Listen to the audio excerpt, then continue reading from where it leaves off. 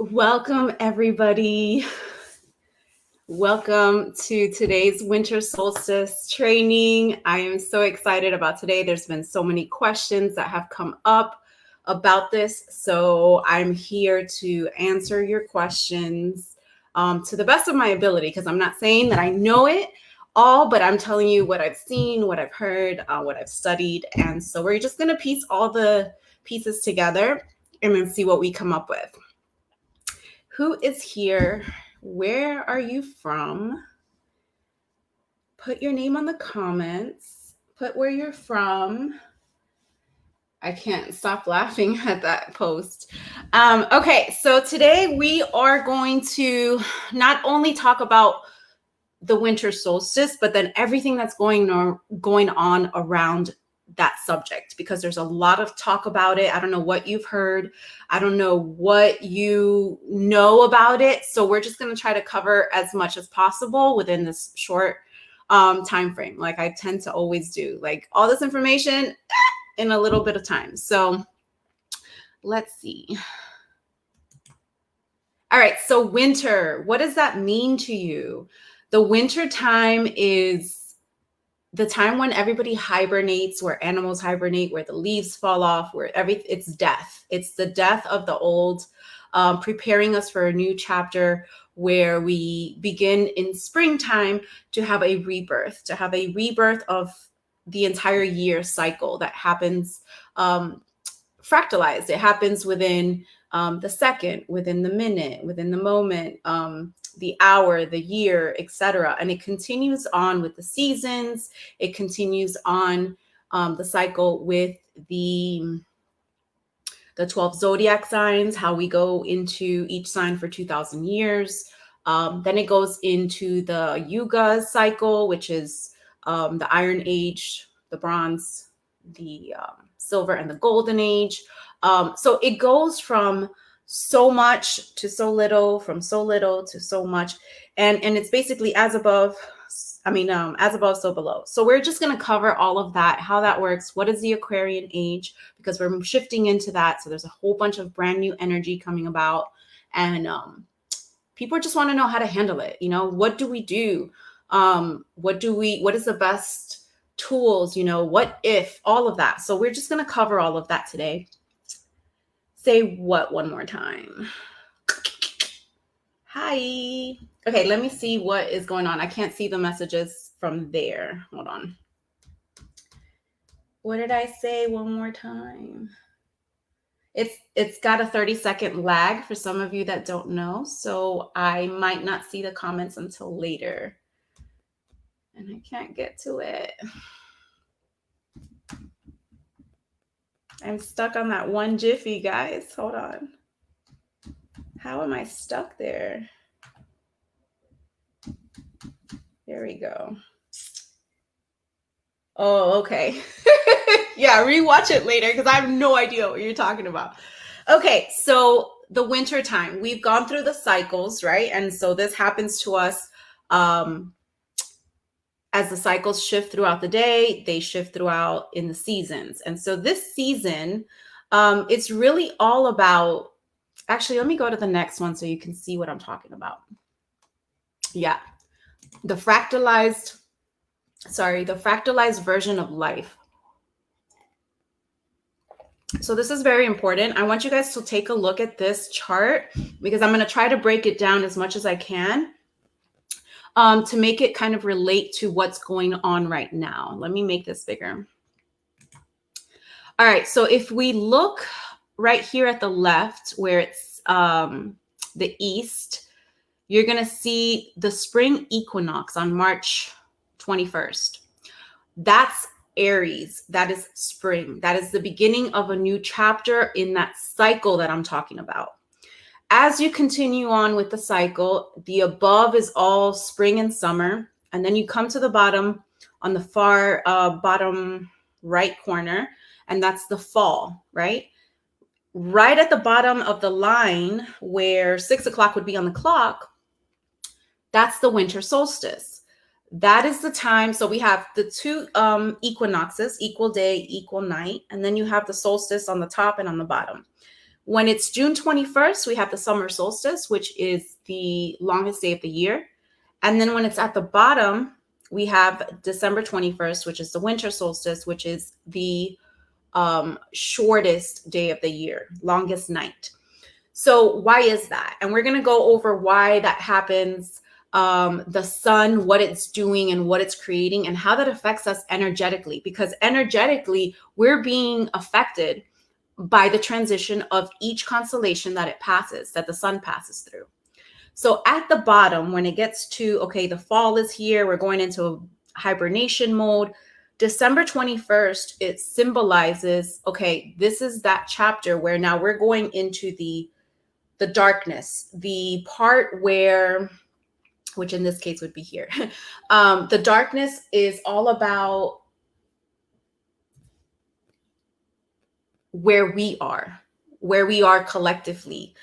Nature is not only in the dark, but so are we. So we're going to go through that chapter, but the winter solstice is like, hey, this marks the beginning of that chapter where you're going to be in the dark before the new life begins. And so it's a very significant day, and we're going to go over why that's such a significant day and what the sun is doing as it's crossing through the winter solstice, the December 21st mark, and how we know what mark it is. Let me see. Sort of. Okay, I'm just looking at the comments. All right, so let's go into what December 21st actually means when it comes to the constellations, like, and the sun, and why is it called the winter solstice? So here we have the Crux constellation. Crux, or the Southern Cross, is a prominent constellation in the southern sky, and it's the smallest of the 88 constellations. So we have the 12 constellations that are the major ones, but they each, within each house, there's 3 major deacons, other constellations, and so you have a total, you have 88, but there's more surrounding that, but the main ones are the 88 constellations. So in spite of its size, Crux is one of the best known constellations in the southern hemisphere, and it's easily recognizable for the cross-shaped asterism, the Southern Cross, formed by its 5 brightest stars. The constellation is associated with a number of stories, and it figures prominently in different mythologies. So this cross is what people see when they see the sun coming across it. Hold on one second.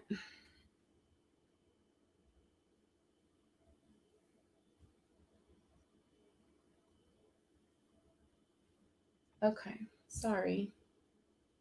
All right, so once it starts to cross, the sun crosses the Crux constellation, you have this. So here the Bible, I'm going to put it together with the Bible, but the Bible tells us that 3 wise men came from the east, following a star that led them to Bethlehem to celebrate the birth of Jesus. So regardless of what religion you're in or what, we're just comparing the stories to show the relation of the stars. The star in the east was Sirius, the brightest star in the sky, which is on December 24th. It aligns with the 3 brightest stars in the constellation of Orion's belt. So that's in the Taurus constellation, where you look up and you see the 3 stars that align Orion's belt. Those are also called the 3 kings because they align to the North Star, the star Sirius. So the stars were referred to by many ancients cultures as the 3 kings, and when Sirius, the brightest star, lined up with the 3 kings, they pointed to the place of the sunrise on December 25th, the symbolic birthplace of the sun. So we're going to break that down even further and show you here how it looks. So why December 25th? As the days grow shorter in the period leading up to the winter solstice, because you have the greatest amount of sun during the top part, right? The months of April through September. And then the sun starts to get farther and farther away. And so you have the bottom part where it creates the seasons, right? The fall and the winter. And so as the days grow shorter in the period leading up to the winter solstice, the sun appears to stop moving south or north, depending on which hemisphere you're in. And it stays still for 3 days, the 22nd, 23rd, and 24th of December in the Northern Hemisphere, and the 21st, 22nd, 23rd in the June in the Southern Hemisphere. And so this is the meaning of the word solstice. It's the sun standing still. I don't know how many of you know about the analemma, but it's if you were to take a picture of the path of the sun every single day, it forms this like figure 8, with the top being a little bit shorter and the bottom being a little bit bigger. So it's, if you photograph it, that's the path of the sun, right? It does the analemma path. Well, when it's at the bottom, it doesn't move. It's just sitting there for 3 days until it starts moving again. And so that's what they meant by the sun stands still. And so to our ancestors, this period symbolizes the death of the sun. And when the 3 days later on December 25th, it starts to move again towards the north, then the sun was therefore reborn. And so this story has been mentioned many times in different ways, in different formats, because it is describing as above, so below. What happens above also happens below. And so what better significance than the dark night of the soul? Because during nature's darkest days, we collectively experience the dark night of the soul. How many of you have experienced the dark night of the soul? Do you guys know what that means? Actually, let me go to this next one. The dark night of the soul, the term in Roman Catholic spirituality describes a spiritual crisis in the journey towards union with God. So what that means is, you're elevating, you're wanting to go towards the light, you're wanting to have this union with the creator, source, all that is, with this spirit. But you're going through so many obstacles and you're dealing with so many things that are coming up to the surface at the same time. That is the dark night of the soul, where stuff that's just really, really stuck deep down inside your energy is all starting to come up, because there's no way towards the light until you shine that light on the darkness. And that darkness is stuff that we have had during trauma. The dark night of the soul is a period of utter spiritual desolation, disconnection, and emptiness, in which one feels totally separated from the divine. Those who experience the dark night feel completely lost, hopeless, and consumed with melancholy. And the dark night of the soul can be linked to severe spiritual depression. So who has had a dark night of the soul, or who has experienced it? And it's not just one night, guys. This is a continuous thing. Some people spend like years with the dark night of the soul, because there's so much having to come up before their big awakening, before they start really going, oh, wow, I've been the one that's been getting in the way of my own self. How do I get out of my own way? I've been the one that's been imprisoned in my mind. I've been the one that's been living in fear. How do I reprogram my mind so that things shift and change? Because we all know that what's in here ends up happening in our reality.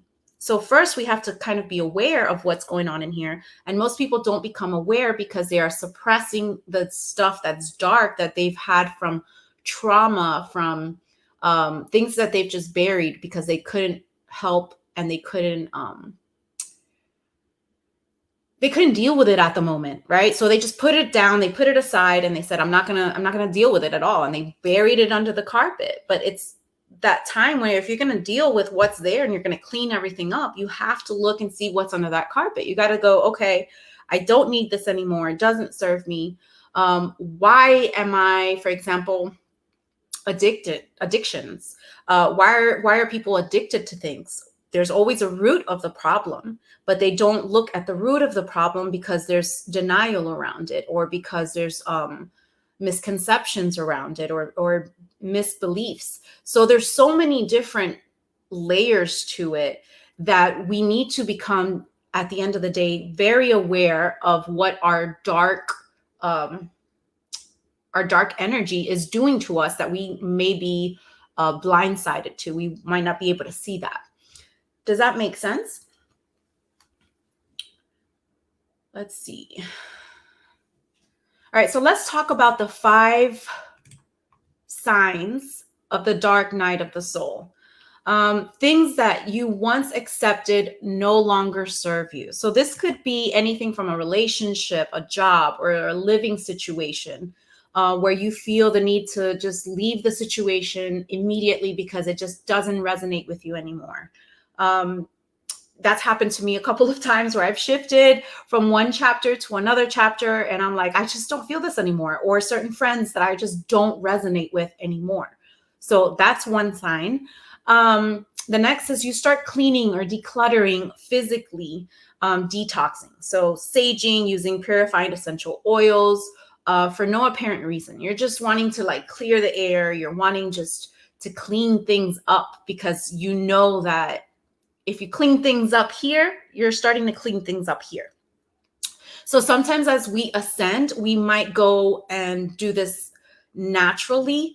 Like in the cycles of the moon, for example, we clear energy each time, there's a full moon, we release things. But some people don't do that. Some people do that subconsciously.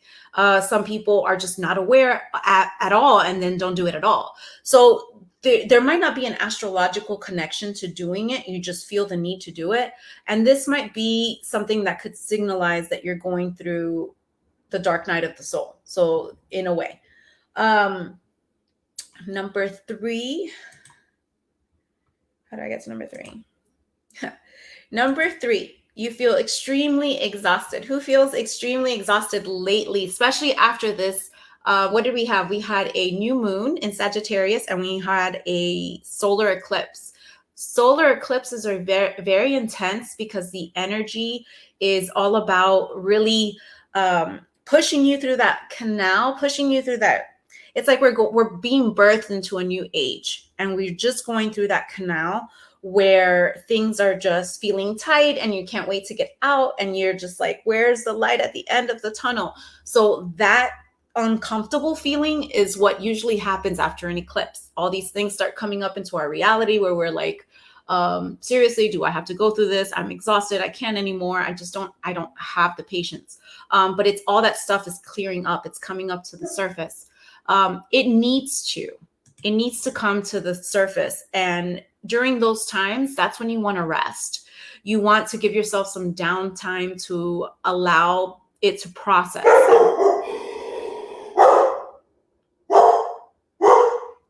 Sorry. Betsy, come here. Shh, come here. There's somebody at the door. Betsy, come here. Shh. Sorry, guys.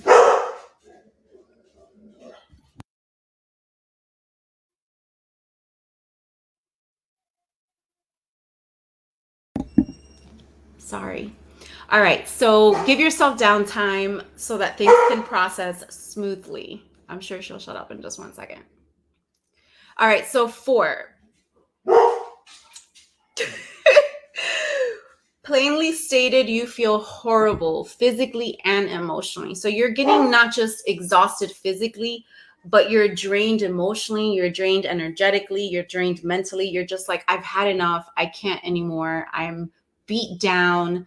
I don't feel connected. I feel very disconnected. I feel like my life is turning upside down. I'm very confused, etc. So is she barking too? I'm sorry. So basically, all of these things are basically telling you rest. Rest because your body is upgrading. Rest because you're going through a detox of all these things and your body needs to upgrade, to ascend, right? So 4 is that, and you want to be able to just relax. And then 5, you feel guided to do shadow work. Now, this is the inner healing work that clears and heals out negative emotions and traumas from the past. How does that work? It works because we are allowing that shadow to show us what needs to vibrate higher. We are basically essentially, and I've been doing this for the past couple weeks now, going into meditation, journaling, and looking at the things that trigger us. Why are these things triggering us? What is the root of the problem? What is the reason why I can't get to a certain point? You know, why am I getting in the way? You have to ask yourself these questions when you do shadow work, and really go into those thoughts and those feelings that you kind of rejected before and put under the carpet, and you want to bring them back up and look at them. And that could be scary, and it could be it could feel uncomfortable, but that's the whole point. You have to face it. And so there's two things. I've said it before, I think. You either, what is it? Hold on. Forget everything and run, or face everything and rise. Those are your two options when fear comes about. So in this case, when we're ascending and we're going through all of this, we want to face it so that we can rise. And facing these things are always difficult, which is why you want to have a support system. You want to have people that are cheering you on. You want to have also that time and that space for you to be by yourself, to be able to go through these things. All right. Who is doing some shadow work? Shadow work is so important before December 21st, guys. And I'll explain why. There's so many things to click on. I don't even know what I'm clicking on sometimes. All right. So let's look at this. This is the cycle of the yugas. So if you look at it, there's the Iron Age, which is the Kali Yuga. Then we have the Bronze Age, the Silver Age, and then the Satya Yuga is the Golden Age at the top. Each of the, like, for example, the Kali Yuga is 1,000 years.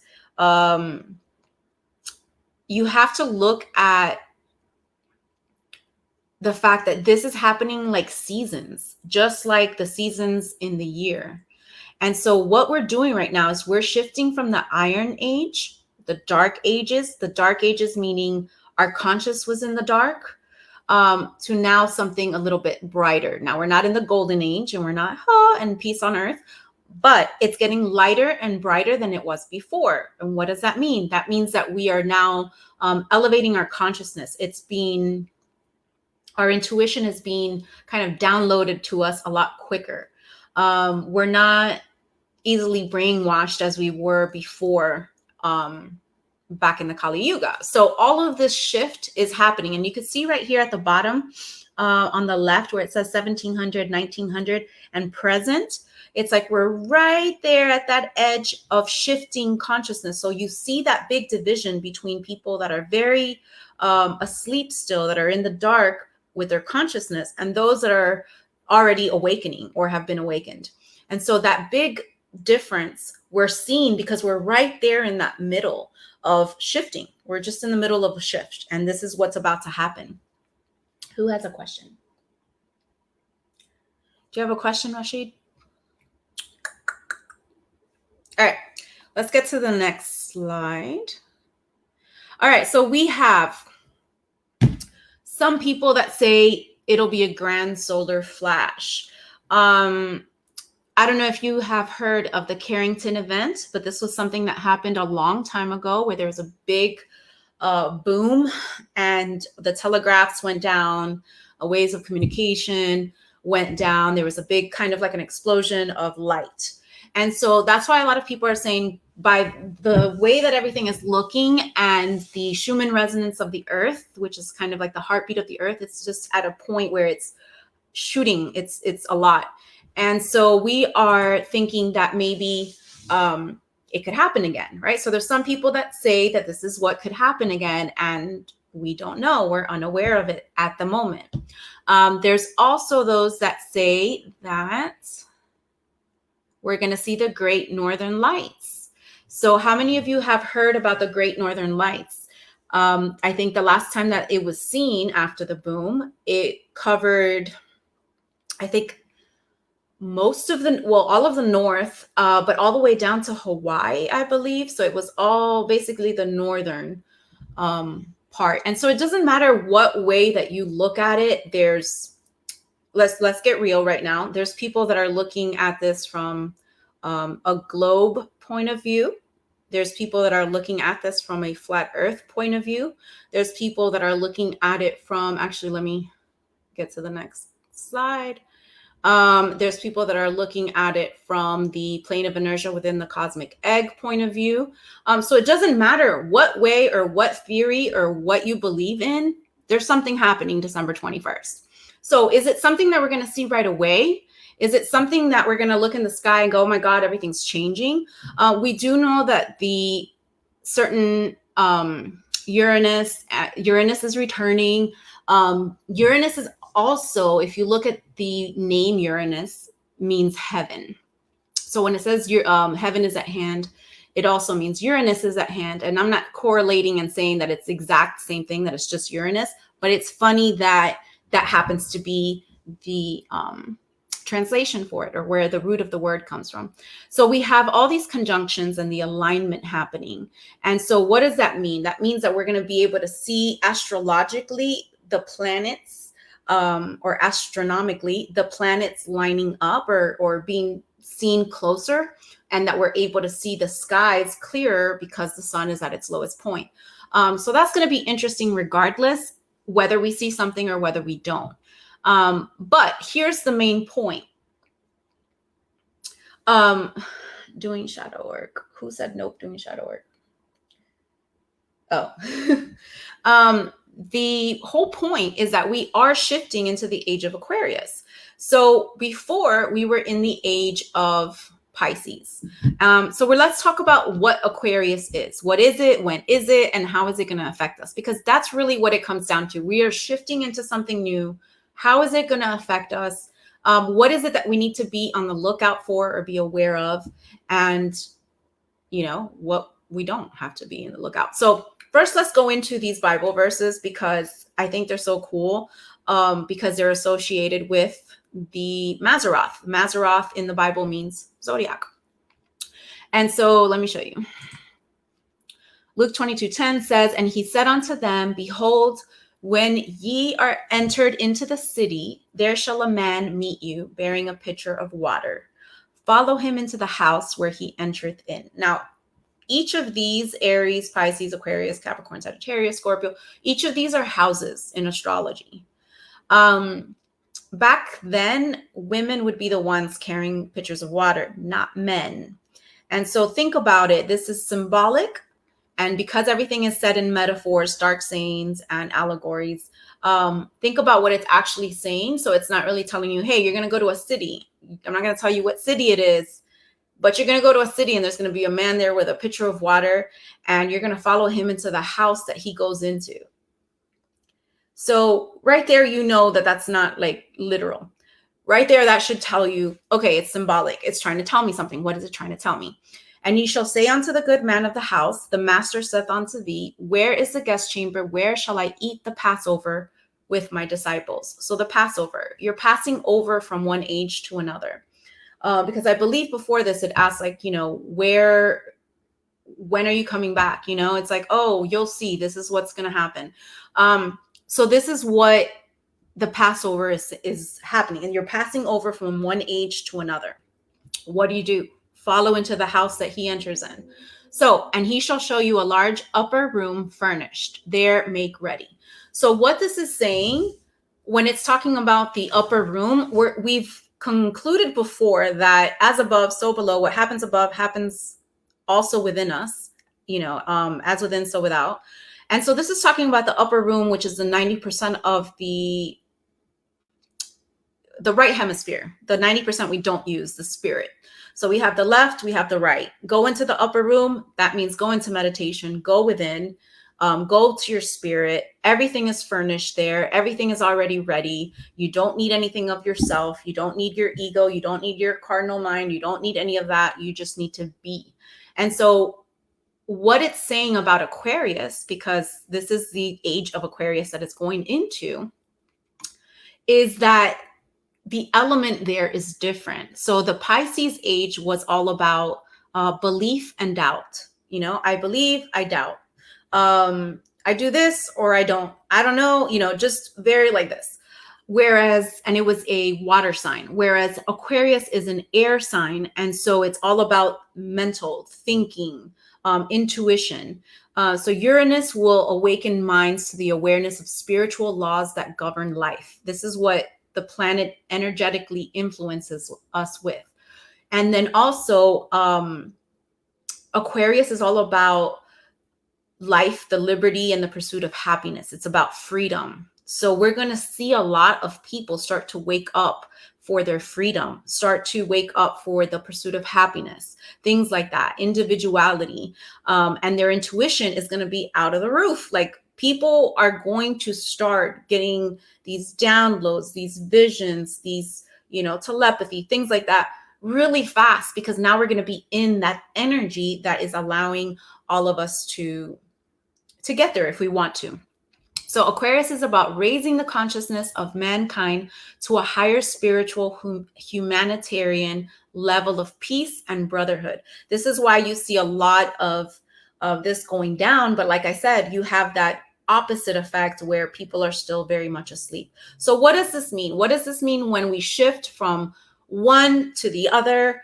What does it mean when we've been doing things one way and all of a sudden we're shifting into a whole new era, a whole new age where things are going to be done differently? People are going to think differently.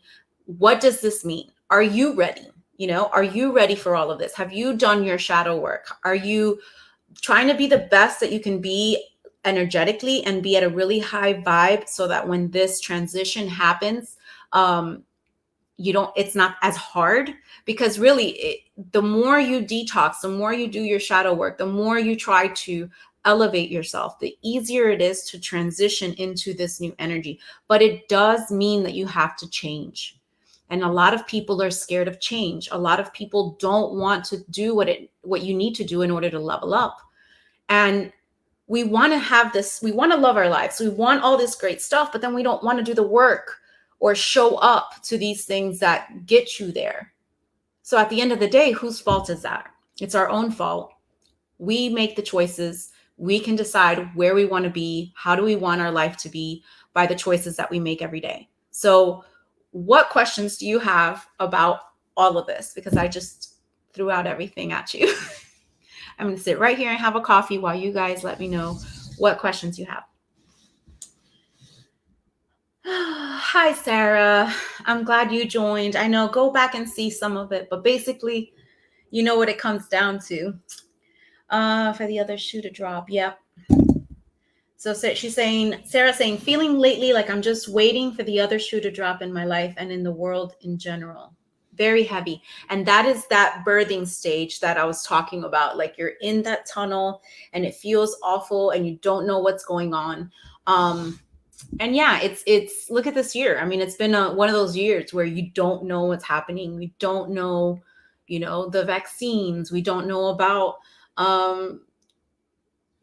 any of it. We don't know what's going to happen because there's been so many changes. And so we're left with that feeling of darkness, of, that not having that connection. We've all had people or pets or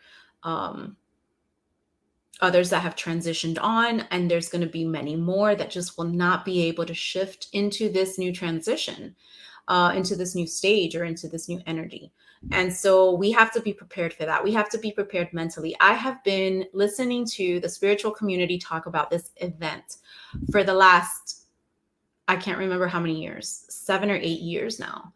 And it's now coming to the point where it's not just the spiritual community, it's all of them. Everybody's talking about this and everybody's going, are you prepared? Are you ready to be the strong one for your community? Are you able to be ready for anything, any challenge or any obstacle? I mean, 2020 should have been a warm up for us so that if anything was to happen, we're ready to do whatever it takes to help others, to help ourselves, to help our families.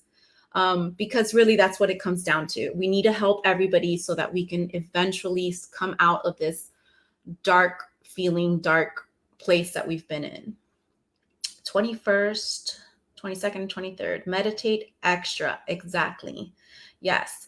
You want to always meditate during this time because this is the season where we go within, where everything is just, you go, every day, spring and summer fun. Yay, I'm out. Everything's out. And then fall and winter, you're going in, deeper, in. Until you're, the death of the sun is the death of yourself. And as the sun rises, so do you. Because we all, like right here, the sun within us rises to the top to crown us with enlightenment. And so if our sun doesn't die. If we don't have a death of the old, we can't have a renewal of the new. And so the death of the old is, what is stuff that's holding you back? What is holding you back that's not allowing you to move forward? What are some things that you need to let go of or remove from your life? Toxic stuff that just you don't need, that is not allowing you to move forward. Those are the things we need to meditate on. Those are the things we need to journal on and concentrate on and focus on, so that we can be ready and we can be there for others.